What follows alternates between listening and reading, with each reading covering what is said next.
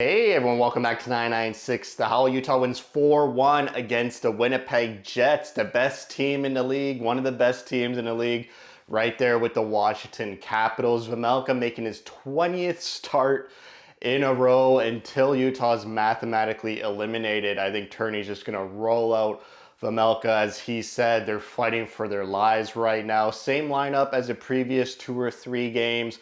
Obviously, Oli Mata came back from an injury last game against the Kings. So let's get into it. Utah, again, for the third game in a row, coming out so strong, so fast, with so much urgency and pace. There was a nice Gunther to Keller chance where Keller goes backhand, but he's denied. Kesselring on the next shift has a nice chance. Similar to LA in the first period where Kesselring streaks in all alone. This time he does it again, but Hellebuck makes the save, and then Utah draws a power play, and on that power play, Utah strikes first. It's Keller from Hayden and Schmaltz. Clayton Keller having himself a great game so far, and it continues for the first 2 periods. Maybe he looked at my comments section in the last video. A pretty good productive discussion happening there in my previous video. I love that. Both fair perspectives. One fan thinks Keller needs to elevate and he needed to come through more the previous 10 or so games. One other fan thinks Keller's doing everything he can.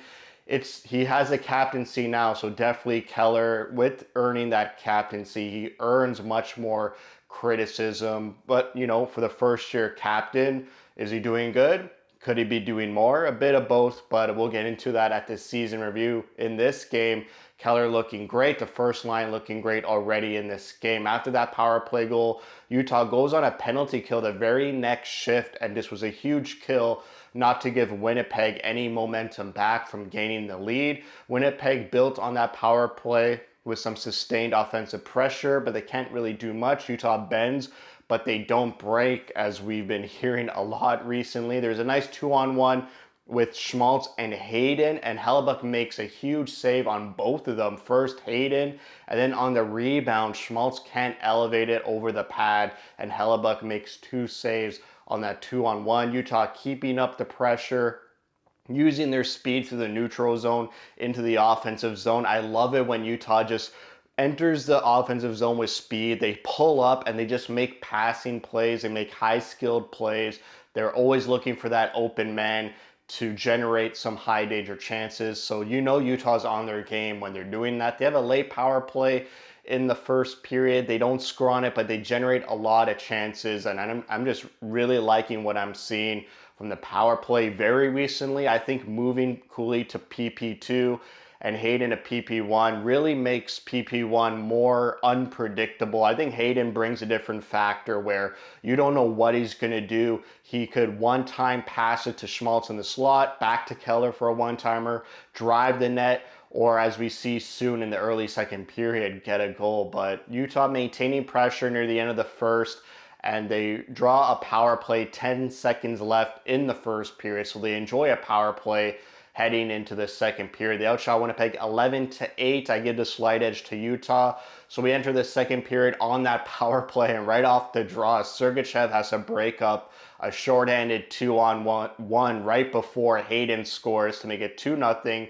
Assists go to Gunther and Keller. Keller with a cross-ice pass to Gunther, and Gunther with a sort of one-time shot pass to Hayden, who's in the crease with his stick on the ice, and he puts it home to get his 19th of the season. Hayden is 1 goal and 1 point away from a career high. Love seeing that from Barrett Hayden. Utah continuing to dominate after making it 2-0, but then Winnipeg starts to climb back a little bit. There's a nice Vejmelka glove save on a streaking Winnipeg player, and then Utah goes and commits a penalty, so they have to kill off a penalty in the middle of the second period. Winnipeg hits 2 posts, and luckily none of them go in. It was a full 2 minutes of D-zone time for Utah, just the full power play for Winnipeg, all in Utah zone, getting those 2 posts, but it's still 2-0. And Winnipeg is pushing hard mid to late second period before Utah scores. It's the fourth line. Before they score, it's a 2-on-1 with Bukestad and Kerfoot. They get denied, and then on the re-entry, Stenlund just streaking down the boards, the sideboards with a huge snipe past the best goaltender in the league from distance to make it 3-0. Assists go to Sergachev and Marino. Utah draws a penalty. Well, they don't draw a penalty. They commit a penalty. A minute 54 left in the second period, and they kill that off. That's another big penalty kill when you're up 3-0. There's 2 minutes left in the second. If Winnipeg scores there to make it 3-1, they go into intermission feeling good about themselves. So another huge kill there by Utah. Utah outshot Winnipeg 12-11. You can start to see it becoming more even as the game goes on, but Utah's got that 3-0 lead heading into the third period. And after killing off that late second period penalty, they commit another penalty 2 minutes into the third, and Winnipeg scores on this one to make it 3-1. A huge scramble in front of the net. Vejmelka making saves. Ian Cole saves a goal diving, sort of like what Durzi and Vejmelka did against LA or Calgary, I believe, where they just form one big black blob and they stop the goal from going in. But on that rebound off Cole, Scheifele doesn't make a mistake to make it 3-1. Then there's a huge big save to keep it 3-1 by Vejmelka. Just a stretch pad save where Scheifele breaks through the defense of Utah and he's all alone on Vejmelka. Vejmelka, man, playing unbelievable. You don't even know he's playing 20 straight games. It seems like every game it's like a refresh and it's like his first game he's starting. Vejmelka's doing everything he can and pretty much doing his job and elevating that job and doing what he needs to do to give the team a chance to win every single night. Winnipeg was coming on strong in this third period, and they really took over this game in the third period. Coincidentally, that's like 3 games in a row where Utah plays unbelievable the first period and the second period, and then does it fall apart in the third? It did against LA. It didn't against Calgary. It didn't against Winnipeg, but they defend a lot in the third, almost like they turtle.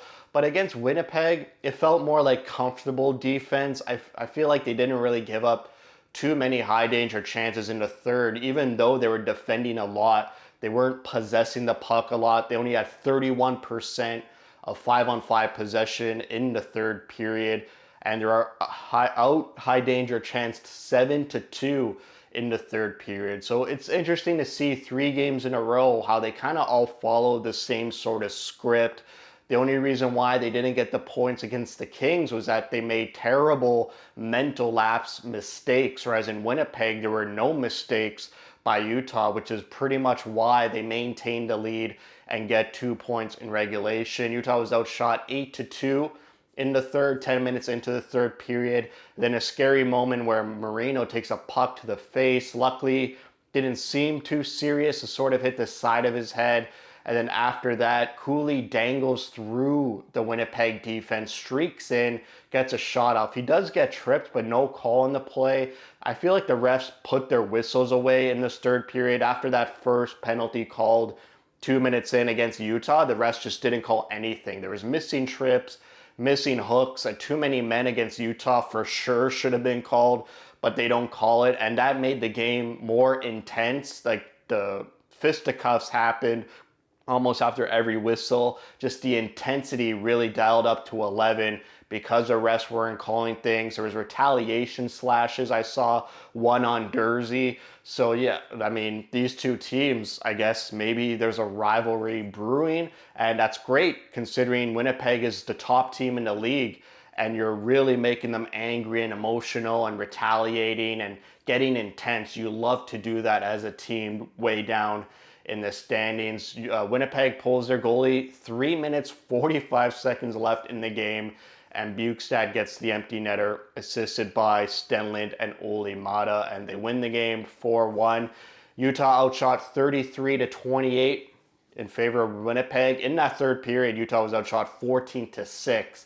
So that's where Utah stopped leading Winnipeg in shots and Winnipeg took over. Power play 2 for 3. The power play really came through this game and got them those 2 points. That's what I say all the time. It's like the power play could make these games easier. They could earn Utah points here and there. And this is a perfect example of a game where 2 power play goals and it kind of gets you the win. Without those power play goals, they either lose or they lose in overtime or shootout. PK 1 for 4. I thought the PK did a great job as well.